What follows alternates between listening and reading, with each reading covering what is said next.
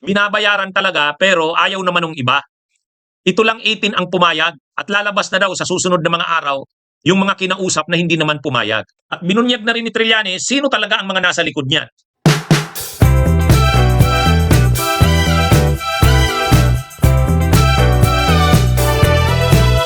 Grabe ano, grabe ang demolition job kay dating Senador Trillanes, talagang kitang-kita mo. Ha? Bakit? Eh malapit na ang impeachment hearing. March 25. Oh, ilang araw na lang. Bukas. Bukas pala. Simula na bukas ng impeachment hearing ni Sara Duterte. Ito na yung hearing proper na tinatawag. Ha? Mga kabunyog. Kaya kinumpirma ni dating Senador Sonny Trillanes na titistigo siya. Oh, sinabihan na siya na ipapatawag siya ng kamera. Kaya siguro alam na rin ng kampo ni Sara Duterte na si Trillanes ang isa sa mga testigo. Kaya ngayon kaliwat kanan kaliwat kanan ang atake kay dating Senador Sonny Trillanes. Kaya din itong si Trillanes, grabe rin yung kanyang ngayon. Grabe rin yung kanyang pag-iingat, yung kanyang mga ginagawa. Kasi talagang iba rin yung sa kanya. Iba yung atake sa kanya ng kampo ng mga Duterte. Noong nakaraang February 23 to 27, nagkaroon ng hearing sa ICC, confirmation of charges hearing. Si Trillanes na naman ang binibira ng kampo ng mga Duterte. Ay di ba yung 18 na ex-Marines na yan, lumitaw yan nung kasagsagan ng ICC hearing ni Duterte. Sino ang tinitira nitong mga ex-Marines na to? Si Trillanes. Si Trillanes. Pinapalabas nila na tumanggap daw ng $2 million si Trillanes na pambigay daw sa mga investigators ng ICC. Ngayon na naman, sunod-sunod ang interview nitong mga 18 ex-Marines at binibira na naman nila talaga si Trillanes. Ang sabi nila, nag-deliver daw sila ng mali-malitang pera kay Trillanes. Doon mismo sa bahay daw nito sa Antipolo. Kaya talagang ang demolition o ang paninira kay Trillanes, grabe. Bakit ngayon nakafocus kay Trillanes ang mga DDS? Yung mga demolition job. Dahil si Trillanes ay titistigo sa hearing ni Sara Duterte sa impeachment. Yung hearing ng Kamara sa Justice Committee, si Trillanes ay isa sa magiging mga star witnesses. Isa siya, mga kabunyog. At grabe pala ang sasabihin ni Trillanes. Talagang pasabog laban kay Sara Duterte. In-interview si Trillanes Binigyan niya na tayo ng idea kung ano yung kanyang mga sasabihin. Kaya naman, pinipili talaga ng kampo ni Sara Duterte na durugin si Trillanes, siraan. Makikita nyo naman yung interview ng SMNI, yung mga vloggers ng DDS, ang pinupuruhan nila si Trillanes. Kasi isa sa mga importanteng testigo si Trillanes sa impeachment ni Sara. Mga kabunyog. Yun yung yun yung totoo dyan. Pero sinagot na ni dating Senador Sonny Trillanes yan, sinampahan niya na ng kaso itong mga ex-Marines na to para talagang masampulan. Sabi ni dating Senador Sonny Trillanes, hindi niya palalampasin ang mga ito. Hindi niya hahayaan na sirain ng mga ito ang kanyang reputasyon. Kaya kinasuhan niya na ng cyber libel itong 18 na ex-Marines. Kahapon lang, sinampahan niya ng kaso. Hindi lang yung mga ex-Marines, pati yung mga vloggers ng DDS na talagang todo-todo ang atake sa kanya kay Trillanes. Si Banat Bay, yung Coach Uli na vlogger ng DDS, yung Master Judea ba yun? Yung Boss Dada na vlogger din. Kasama yun sa mga kinasuhan ni Trillanes. At dito, ayon kay Trillanes, nag-iimbestiga na rin sila at nabubuo na rin nila ang buong kwento. Na ito palang mga ex-Marines na ito, mga kabunyog, talagang operation ito ng kampo ng mga Duterte at ng Arroyo, ayon kay Trillanes. Sinabi na rin ito ni NBI Director Matibag na January pa pala, nandun na ito sa isang bahay sa White Plains. Kanino kayang bahay yun? Kanino kayang bahay yun? Kay Mike Defensor? Kay Chavit Singson? Kanino kaya? Sinabi mismo yan ni Director Melvin Matibag, January pa pala, naka-house na ito sa isang exclusive na bahay. White Plains. White Plains, napakamayayaman ang nakatira dyan. So, ibig sabihin, talagang matagal na itong plinano ng kampo ng Duterte. At tinuruan na talaga ito malamang kung anong mga sasabihin. Makikita natin, ang isa talaga sa nasisentrohan nila na pukpukin ng mga paninira, bugbugin ng mga paninira, si Trillanes.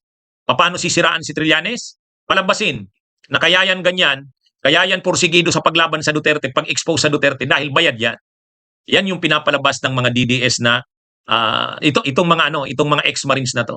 Kaya lang sabi ni Trillanes, kinounter na rin nila, nag-imbestiga na rin sila. Siyempre hindi mo naman mamamaliit yan si Trillanes, dating PMA yan, dating official yan sa Navy, no? Kumbaga, alam niya ang alam niya ang galawan nitong mga ex-Marines na to. May sarili rin si Trillanes na intelligence. Oh. At natuklasan na nila ngayon, sabi ni Trillanes, mahigit pala 100 yan. At marami sa mga kinausap hindi naman pumayag. Binabayaran talaga pero ayaw naman ng iba. Ito lang 18 ang pumayag. Oh. Pero yung iba kahit inalok ng bayad, hindi sila pumayag. At lalabas na daw sa susunod na mga araw yung mga kinausap na hindi naman pumayag. Ano ang pinapakita dito? Ibig sabihin, may perang involved dyan sa pagtistigo ng mga yan, yung mga 18 na ex-Marines na yan. Yung mga kinausap na hindi nadala sa pera, lalabas na sa susunod na linggo. Binunyag yan ni Trillanes. At binunyag na rin ni Trillanes, sino talaga ang mga nasa likod niyan? O, alam na daw nila. Alam na nila mga kabunyog. Kaya yung kaso ni Trillanes na sinampa sa kanila, cyber libel, ay para i-expose ang mga ito na itong mga ex-Marines na ito ay talagang tinuruan lang sila kung anong sasabihin nila. Pumayag sila dahil may perang involved dyan. Bayad sila. Mayroon ng mga testigong lalabas. Sabi ni Trillanes, ipipresent na yan sa susunod na mga araw. Kaya, ano ito? Pero si Trillanes, hindi siya nagpapasindak. Sabi niya, tuloy siya sa pagtestigo. Hindi siya aatras. Titistigo siya sa hearing ng impeachment ni Sara. Ibubunyag niya ang lahat niyang nalalaman. Kasi matagal niya matagal niya na yan na pinaglalaban na mapanagot ang mga Duterte. Tapos ngayon, anuhin lang siya, sisindakin lang siya, tatkutin lang siya nitong mga ex-Marines na to. Sabi niya hindi siya titigil dyan. Pero yon, ang paliwanag bakit nakasentro kay Trillanes ang atake nitong nakaraang mga araw, nitong mga ex-Marines na ito na hawak ni Baligod at Defensor, dahil nga si Trillanes ang nag-produce ng mga testigo doon sa ICC laban kay Duterte. Si Trillanes din ang isa sa mga testigong peer sa pagdinig ng Justice Committee tungkol sa impeachment ni Sara.